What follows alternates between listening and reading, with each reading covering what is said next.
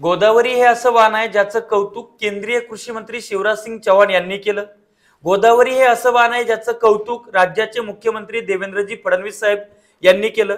गोदावरी हे असं वाण आहे की ज्यानं वॉटर कप स्पर्धा गाजवली। गोदावरी हे असं वाण आहे की ज्यानं 2024च्या हंगामात सर्व रेकॉर्ड तोडले।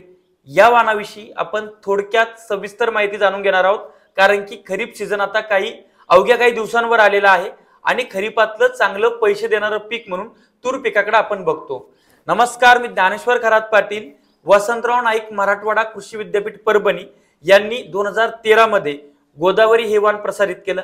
या वाणाला BDN 2013-41 अशा पद्धतीचं नाव आहे आणि या वाणाचं हेक्टरी उत्पादन 20 ते 25 क्विंटल असं विद्यापीठ जरी सांगत असलं तरी शेतकऱ्यांना याचं म्हणजे सरासरी 10 ते 12 क्विंटल आणि काही मोजक्या शेतकऱ्यांना ज्यांनी चांगल्या पद्धतीने व्यवस्थापन केलं आणि जे वॉटर कपचे शेतकरी होते त्यांनी तर असा दावा केला होता की आम्हाला 18 क्विंटल, काही किलो, काहींनी 20 क्विंटल असं सांगितलं एकरी, आणि काही शेतकऱ्यांनी म्हणजे सरासरी 10 ते 15 क्विंटल उत्पादन देणारं वाण हे गोदावरी BDN 2013-41 आहे।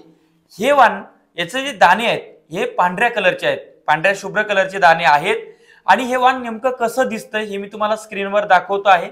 त्याचबरोबर याच्या शेंगा ज्या लांब आहेत, गुच्छामध्ये याला शेंगा लागतात। या वाणाच्या 100 दाण्याचं वजन हे 11 ते 12 ग्रॅम भरतं। त्याचबरोबर महत्वाच्या काही गोष्टी म्हणजे काय, या वाणाची उत्पादकता जास्त आहे, म्हणून हे वाण तुम्हाला हलक्या जमिनीमध्ये करता येणार नाही, कारण विद्यापीठानं या वाणाची शिफारस भारी आकाराच्या जमिनीमध्ये, मध्यम ते भारी ते अति भारी आकाराच्या जमिनीमध्ये या वाणाची शिफारस आहे। त्यामुळे या वाणाकडनं तर तुम्हाला उत्पादनाच्या अपेक्षा असेल तर तुम्हाला भारी आकाराच्या जमिनीमध्ये करावं लागेल। दुसरा मुद्दा म्हणजे ज्या ठिकाणी सिंचनाची व्यवस्था आहे, 2 पाणी तुम्ही ज्या ठिकाणी देऊ शकता अशा शेतामध्ये तुम्हाला हे वाण लावायचं आहे। या वाणाचा कालावधी 160 ते 170 दिवस आहे, अर्थात 5.5 ते 6 महिने हे वाण घेत असलं तरी सुद्धा याची उत्पादकता चांगली आहे। आणि तूर पिकाचे जे शत्रू आहेत त्याच्यामध्ये मर आणि वांज रोग, तर मर आणि वांज रोगाला हे खूप मोठ्या प्रमाणात प्रतिकार करतं।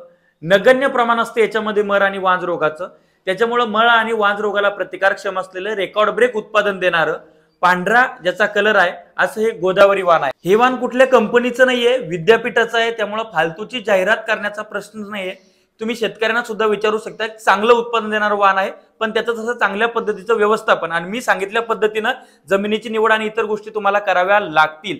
आता प्रश्न राहिला की याच्या बियाण्यामध्ये फसवणूक होतीये का, तर 100% होती आहे। 711 नावाचं पांढऱ्या कलरचं वाण आहे, ते सुद्धा लोक 2013-41 किंवा गोदावरी म्हणून विकतायत।